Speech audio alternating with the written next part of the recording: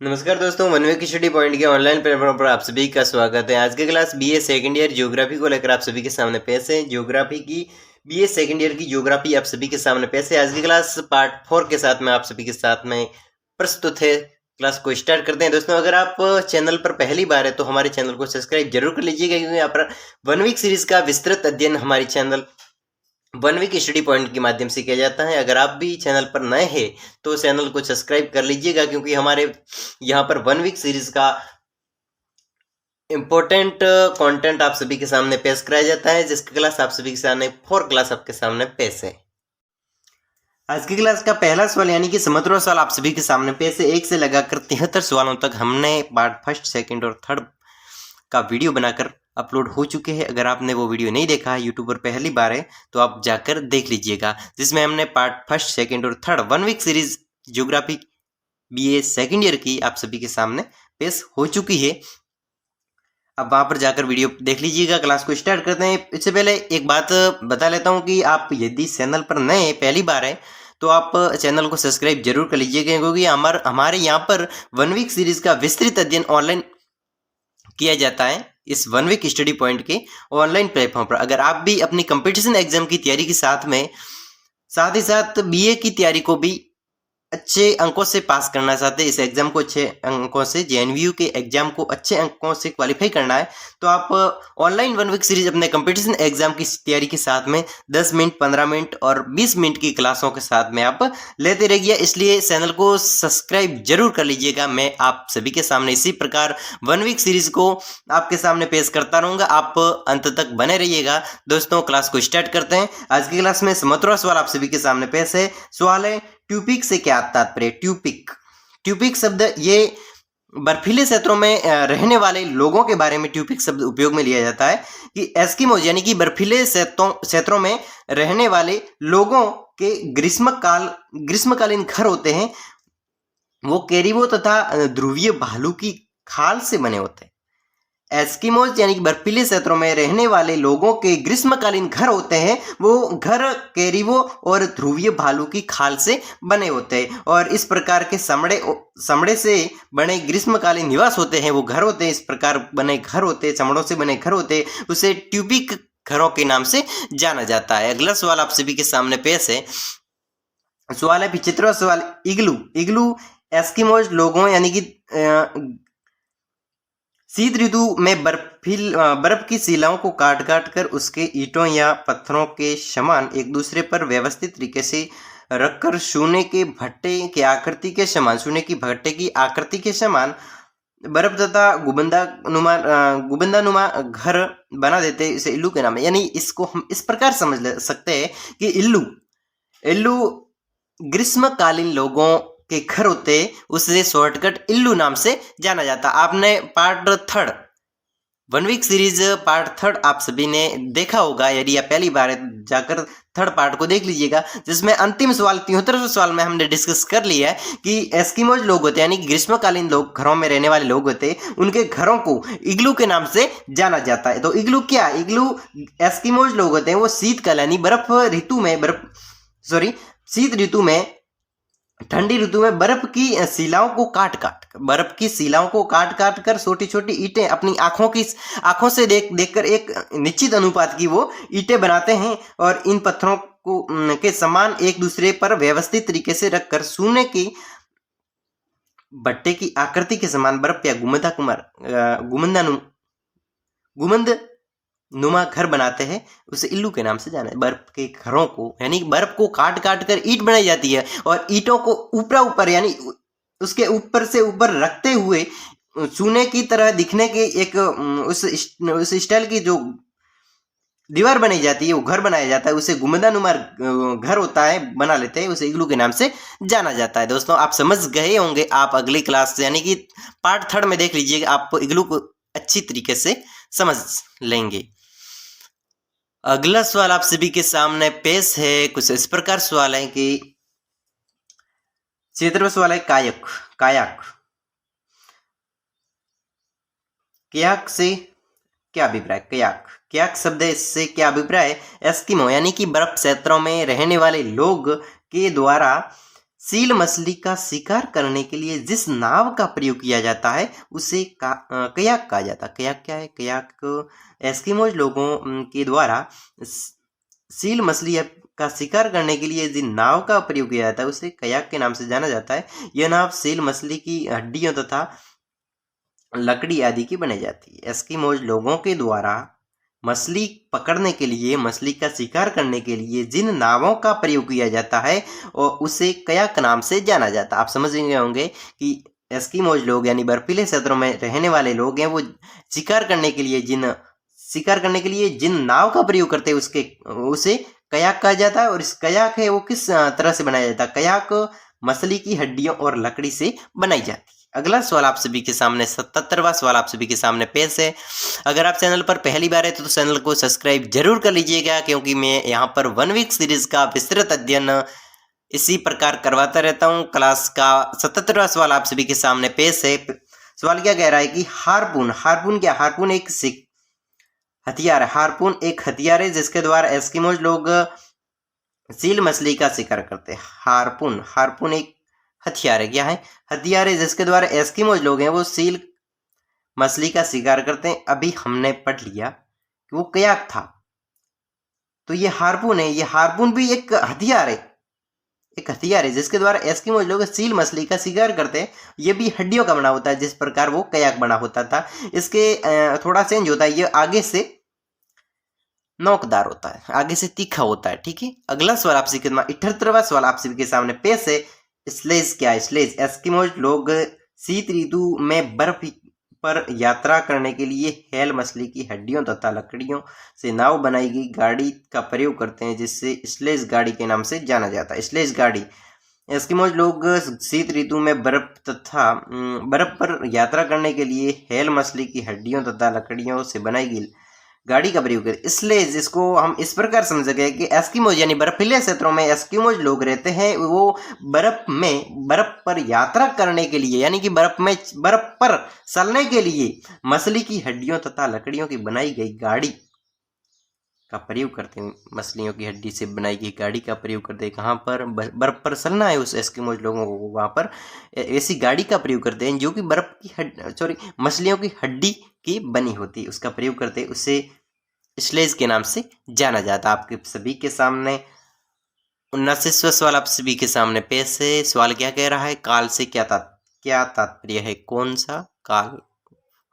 वो काल नहीं है, भूतकाल भविष्य काल वो काल नहीं है, ये क्राल है, क्राल। ठीक है, क्राल से क्या तात्पर्य है?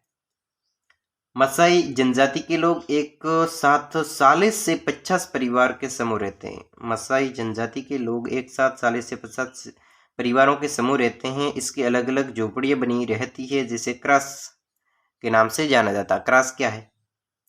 मसाई जनजाति एक जनजाति है जिसका नाम है मसाई जनजाति। इस मसाई जनजाति के लोग हैं वो एक साथ 40 से 50 परिवारों के समूह में रहते हैं, यानी कि बड़े बड़े परिवारों का समूह। ऐसी जनजाति जो बड़े बड़े परिवारों के समूह में रहती, यानी कि 40 से 50 जनों के समूह के परिवारों के साथ में रहते, उसे क्राल के नाम से जाना जाता है। ठीक है, 40 से 50 समूह के साथ में रहते उसे क्राल के नाम से जाना जाता है। इसकी अलग अलग झोपड़ियां बनी होती। इन इतने बड़े परिवारों के रहने के लिए यानी 40-50 जनों की एक परिवार होता है, समूह होता है। उन परिवार समूह को रहने के लिए अलग अलग झोपड़ियां बनी होती है जिसे क्रास के नाम से जाना जाता है।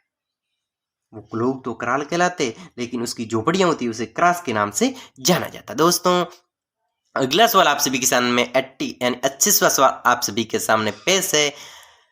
सवाल क्या कह रहा है कि भील जनजाति पर टिप्पणी की। भील भारत की तीसरी बड़ी आदिवासी जनजाति जाति है। कौन सी? भील भारत की सबसे बड़ी तीसरी। पहली कौन है? पहली जनजाति वो है मीणा जनजाति सबसे बड़ी भारत की पहली जनजाति है, लेकिन तीसरी सबसे बड़ी जनजाति वो भील है। कौन सी है? भील है। आदिवासी जाति है। आर्थिक दृष्टि से ये लोग स्थायी रूप से कृषक होते हैं। कृषि, वैसे भील लोग होते हैं वो आर्थिक रूप से यानी कि अर्थव्यवस्था उसकी ज्यादातर कृषि होती है। सामाजिक दृष्टि से पितृ सत्तात्मक जनजाति एवं परंपरागत रूप से ये अच्छे तिरंगबाज होते हैं। तिरंगबाज होते हैं, तीर चलाने में माहिर होते हैं और कृषि करने में माहिर होते हैं और पितृ सत्तात्मक जनजाति एवं परंपरागत रूप से यानी पुराने लोग और आज के लोग भी तिरंगबाज यानी कि कुछ न कुछ चलाने में, हथियारों में बहुत ही एक्सपर्ट होते हैं। ओके, अगला सवाल आप सभी के सामने 81वां सवाल 81वां सवाल आप सभी के सामने पेश है। क्या कह रहा सवाल कि कू से क्या तात्पर्य है। अत्यधिक कंपटीशन एग्जामों की दृष्टि से ये सवाल महत्वपूर्ण है। वैसे देखा जाए इस कू को तो बार बार एग्जामों में भी पूछा जाता है, कंपटीशन के एग्जामों में। वैसे बीए के एग्जाम में भी ये शामिल किया जाता है। वैसे को टॉपिक का सवाल है तो शामिल तो किया जाएगा। कू भीलों के निवास स्थान यानी कि भीलों के घर को कू के नाम से जाना जाता, आप सभी जानते भी होंगे। अगला सवाल आप सभी के सामने 82वां सवाल सीमाता से क्या आशय। सीमाता कौन सी माता, सीमाता से क्या अभिप्राय, क्या आशय।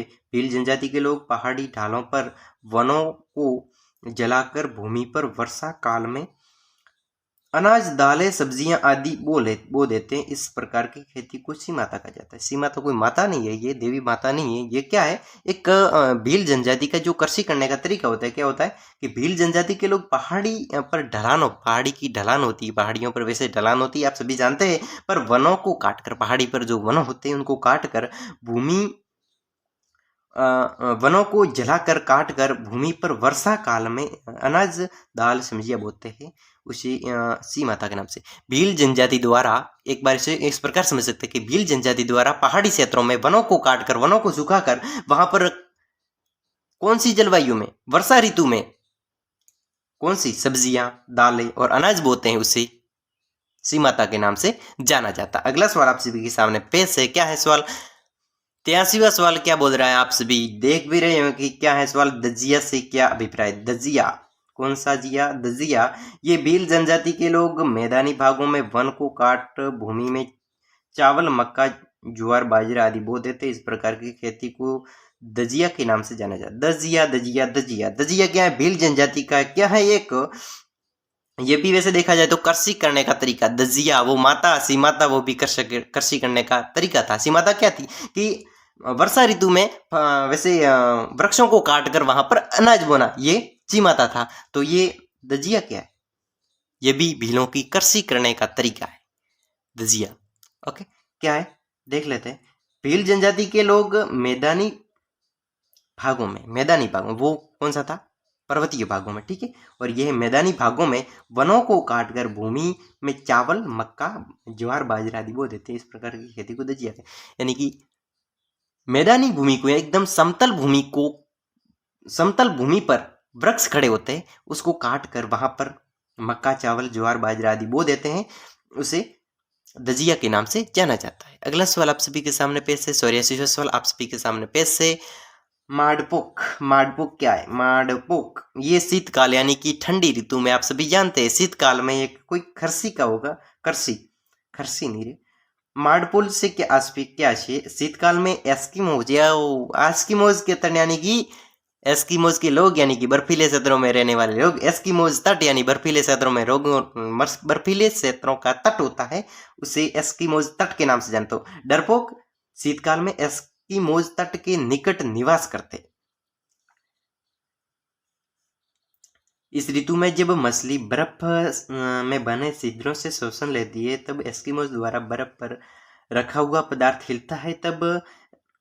तब एस्किमोज अपने यंत्र हार्पून द्वारा सील मछली का शिकार कर लेते। इसे वर्ड क्या कह रहा है, देखो इसको ध्यान से देखो कि शीतकाल में एस्किमोज के तट के निवासी, शीतकाल में एस्किमोज के तट पर जो लोग निवास करते हैं, वो शीत ऋतु में जब मछली बर्फ में बने छिद्रों में श्वास लेने जाती है, मछली वो बर्फों की छिद्रों में श्वास लेने जाती है, तब एस्किमोज द्वारा बर्फ पर रखा हुआ पदार्थ हिलता है। एस्किमोज यानी एस्किमोज के द्वारा, लोगों द्वारा वहां पर बर्फ का पदार्थ है वो हिलता है, तब एस्किमोज अपने यंत्र हार्पून द्वारा सील मछली का शिकार करते हैं। माडपोक कहलाते हैं। आप समझ पा रहे होंगे। जैसे ही मैंने पढ़ा आपको वैसे थोड़ा थोड़ा समझ में आ गया होगा। मैं इसको इस पर डिस्कस कर लेता हूँ कि क्या कह रहा है इस सवाल। माडपोक क्या है कि एस्किमोज के तट पर यानी कि शीत ऋतु में रहने वाले लोग, यानी कि शीत ऋतु यानी कि ये एरिया है उसके तट पर रहने वाले लोग हैं, वो क्या करते हैं, एक शिकार करने के लिए एक आइडिया अपनाते हैं। क्या आइडिया अपनाते हैं कि मछली है वो श्वास लेने के लिए बर्फ के छिद्रों के पास में आती है। तो जैसे ही छिद्रों के पास में आती है तो वहां पर रखा हुआ, वो आदिवासी लोग होते हैं, वो एस्किमोज के लोग होते हैं, वो वहां पर क्या रख देते हैं, बर्फ का एक टुकड़ा रख देते हैं। क्या एस्किमो द्वारा बर्फ पर रखा गया पदार्थ, ऐसा पदार्थ रखते हैं, बर्फ का पदार्थ रख देते हैं। जैसे ही बर्फ का पदार्थ हिलता है तो वो उसका शिकार कर लेते हैं। यही क्या है, मड। ओके, अगला सवाल 85वां सवाल आप सभी के सामने पेश है। अगर आप चैनल पर नए हैं तो चैनल को सब्सक्राइब जरूर कर लीजिएगा। आप अपनी, जैसे आप पहली बार हैं, आप इस चैनल के माध्यम से रेगुलर क्लास लेंगे, वैसे एग्जाम आएगा तो जरूर लेंगे। मुझे ऐसा विश्वास है कि आप 1 वीक सीरीज को तो एक बार पढ़ के ही जाएंगे तो आप अच्छा स्कोर अपने एग्जाम में कर पाएंगे। तो आप अपनी तैयारी को बेहतर बनाने के लिए इस चैनल से जुड़े, तो आप भी इस चैनल को कुछ आप प्राप्त कर रहे हैं तो आप वैसे बदले में भी कुछ दे। तो जैसे कि आप कहीं पर भी चले जाओ शिक्षा के क्षेत्र में, कोचिंग क्लासेस वैसे एक से फ्री में तो कोई देता नहीं है। जैसे ही अपनों को तैयारी करनी होती है तो वैसे ही उसकी फीस भी लगती है। तो यही एक प्रकार की फीस है, तो आप अपना फर्ज जरूर निभाए। अगला सवाल आप सभी के सामने पेश है। सवाल क्या बोल रहा है कि उमियाक क्या है। उमियाक एक विशेष प्रकार की नाव है। ये नाव है विशेष प्रकार की, एक अलग नाव होगी तो अलग नाम होगा। क्या नाम है, उमियाक, जिससे अलास्का तथा ग्रीनलैंड के एस्किमो बड़े जंतुओं का शिकार करने के लिए प्रयोग करते हैं। अलास्का तथा ग्रीनलैंड के एस्किमो बड़े जंतुओं का शिकार करने का प्रयोग करते हैं। यह खाल से मटी हुई छोटी नाव होती है। खाल से मटी हुई यानी खाल से जड़ी हुई एक मोटी नाव होती है, उसे उमियाक कहा जाता है। और इसका प्रयोग अलास्का और ग्रीनलैंड और एस्किमो लोगों द्वारा शिकार करने के लिए किया जाता है। एक विशेष प्रकार की नाव होती है और ये एस्किमोज और ग्रीनलैंड और अलास्का लोगों द्वारा ये प्रयोग में ली जाती है। और ये नाव की बड़ी छोड़ी, खाल से बनी हुई छोड़ी होती नाव है, उसे क्या जाता है, क्या कहते हैं, उमियाक के नाम से जाना जाता है। अगला सवाल अगली क्लास में रहेगा। आज की क्लास इतनी ही छोटी क्लास रहेगी क्योंकि आप कंपटीशन एग्जाम की तैयारी में चले जाइएगा। अगली क्लास में मैं इसी प्रकार छोटे छोटे वीडियो के साथ में आपकी तैयारी को बेहतर बनाने के लिए 1 वीक सीरीज को पेश करता रहूंगा। तब तक के लिए अनुमति दीजिए, धन्यवाद। अगली क्लास में मिलता हूं। आज की क्लास 4 वीडियो तैयार है, अगले पार्ट 5 के लिए तैयार रहिएगा। दोस्तों, अगर पहली बार थे चैनल पर, वीडियो पसंद आया है तो चैनल को सब्सक्राइब, बाद में लाइक, फिर अपने कंपटीशन एग्जाम में एंट्री। धन्यवाद।